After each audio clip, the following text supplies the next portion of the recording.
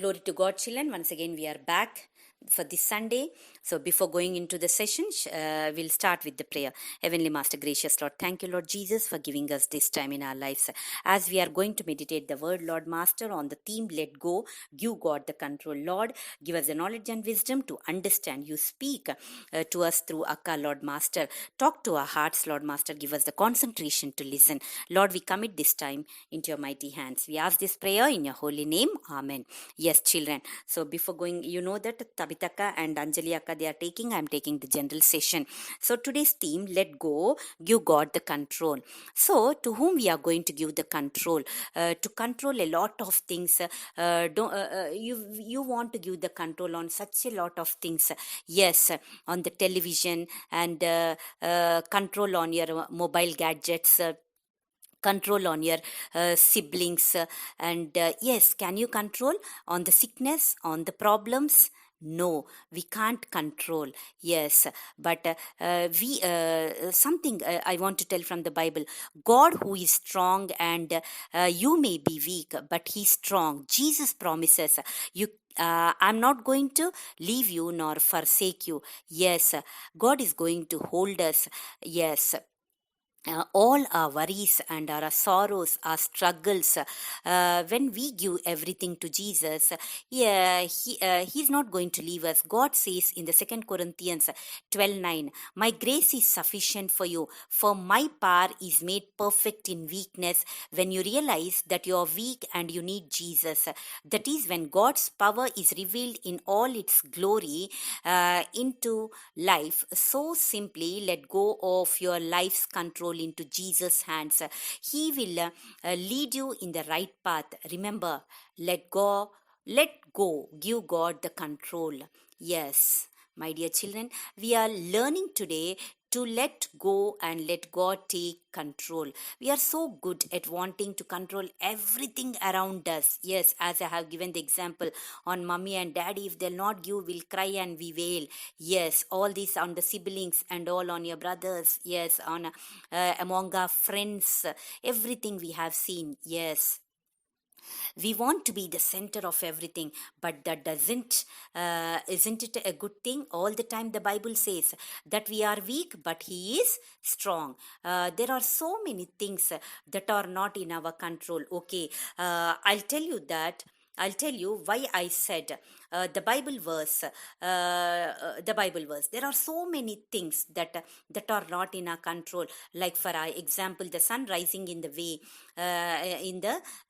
east and setting in the west every single day. Can you believe? Can you believe it? Yes, we can't control it. We can't control how the wind blows. Right.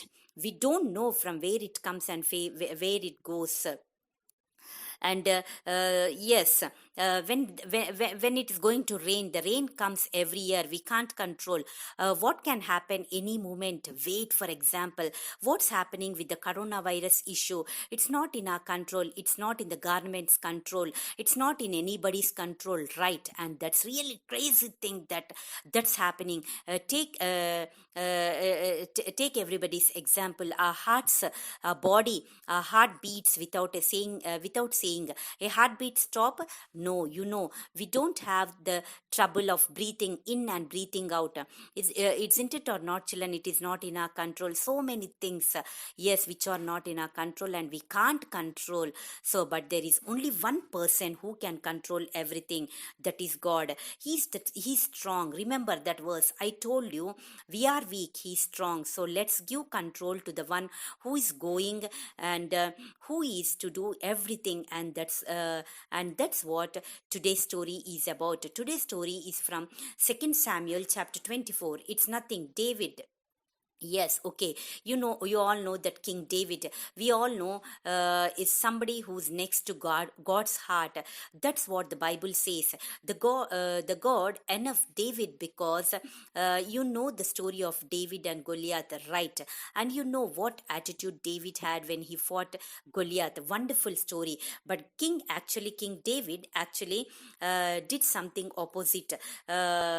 In this, yes, 2 Samuel 24, it says says that King David wanted to count the number of fighting men in his kingdom.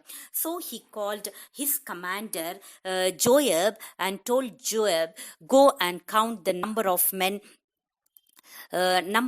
fighting can. And the Joab looked at the king and said, King, may your men increase in number, but let's not do this. Please don't do this, because this against what God intends. This is God. This is against God's words. This is against according to the God's idea. But you know how the kings will be. They'll be so adamant, and sometimes they'll be so stubborn. Whatever they said, it should happen. So King David said to go and do it for the Joab. Had to do. He went from the Dan to Beersheba to count the entire number of fighting men who can fight for the kingdom. And he found out there were 800,000 fighting men in Israel.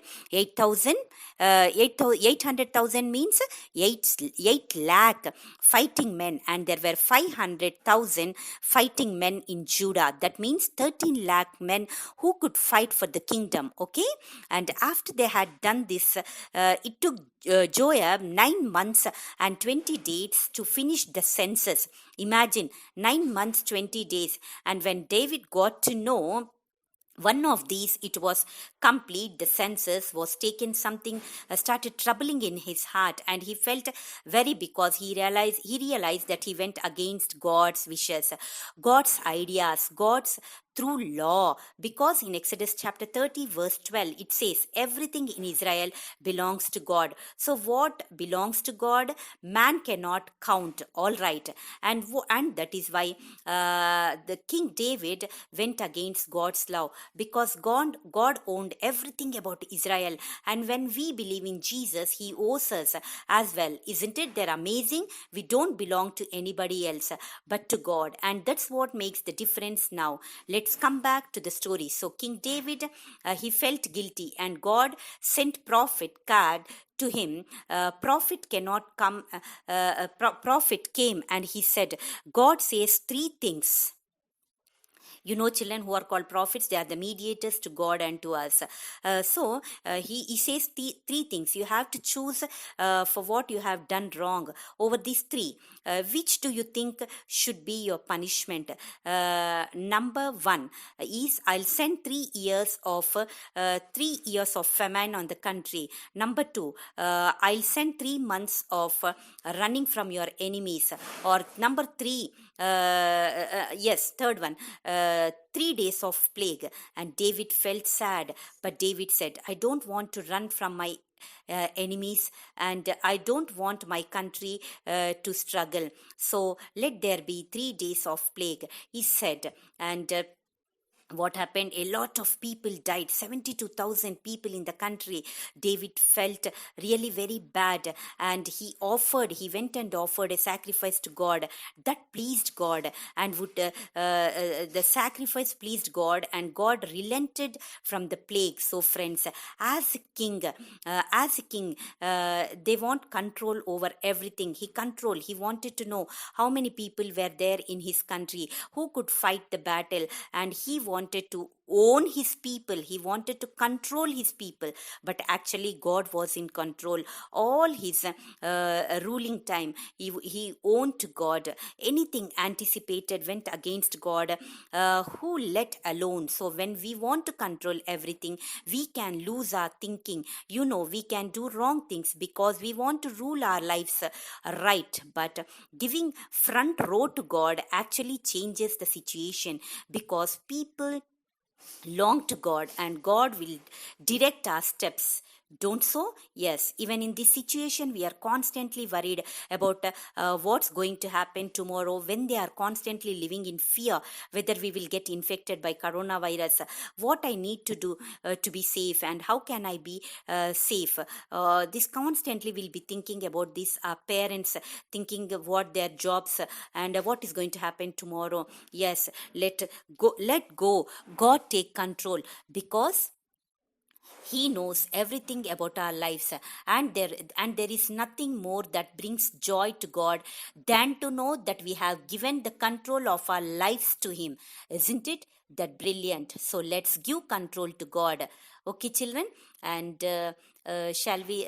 Yes, let us give our lives into the control of God, and we'll close this session with the prayer. Close your eyes.